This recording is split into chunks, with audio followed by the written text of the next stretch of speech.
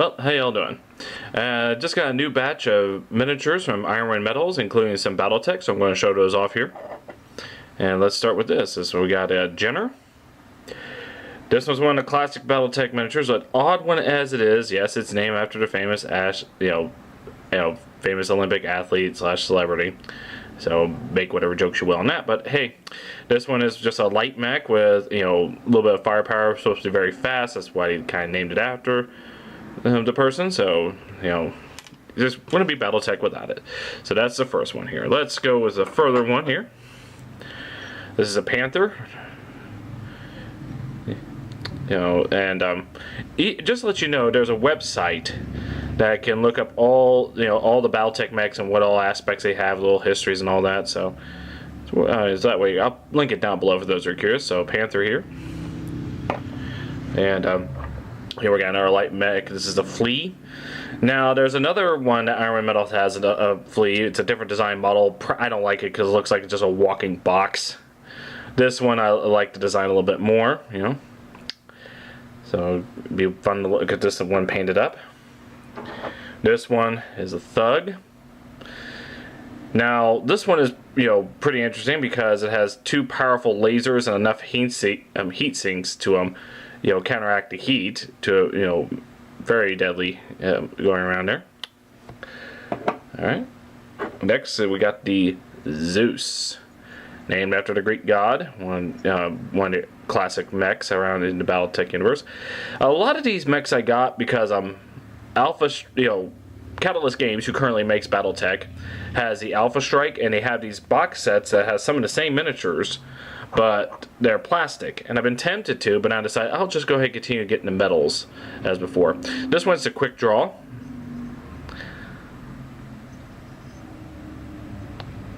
Sorry if I don't have much to say there. I just figured just showing off the miniature and then describing what it is. And for those who are curious, you can go look it up there. This is a classic one, the Catapult.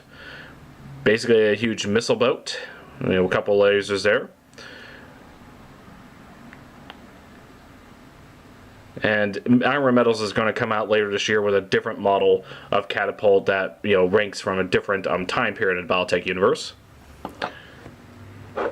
Another classic one, the Dragon.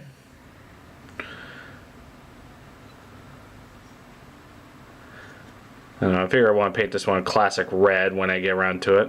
Don't know which shade though. I'll decide that as I go along. Let's see. Here I got two variations of what this one here. This is the Clint. This is the regular Interstellar Alliance version of it. Pretty capable mech there by itself. But then later on in the history, you have the Clan Wars, which makes their own Clint 2C. So I think this is the Clan version of this, of the same model. So, and they'll have their own site, different stats and all that.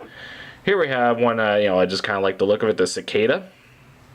This is another light mech, like the Jenner and the others I've had before. Built for speed, not much firepower. I think it's got like 3 lasers. I got a bit of a. There we go.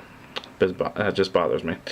Alright, so yes, this is a very light mech, which is good for taking out other light mechs as well, and to distract and outrun other heavier mechs, as light mechs do. Let's go a little further, and with a lighter mech, we got this Razorback, just like the design of this one.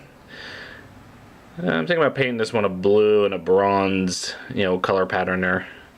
This thing, yeah, I like that. Now, and again, one of the classic ones, albeit redesigned from the original from way back in the day, this is the Locus.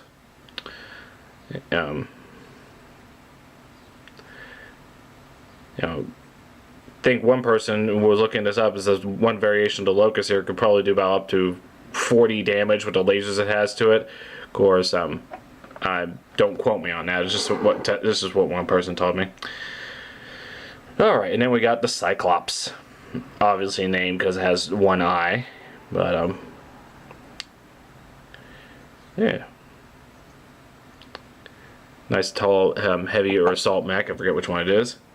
And we got this one, the Cestus.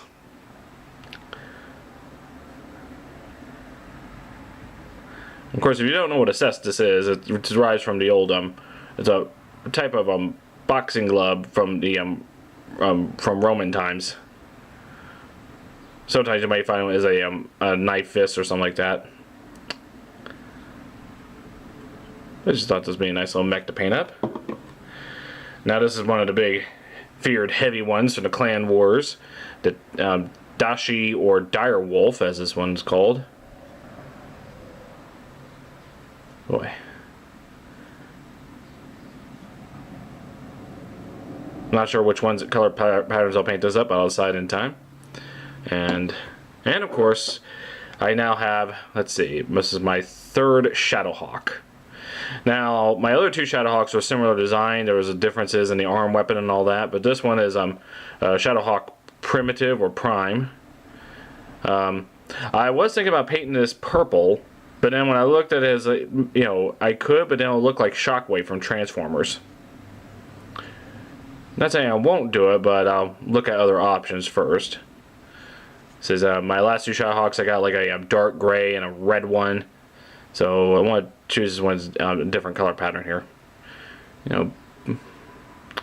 But yeah, there's my collection there.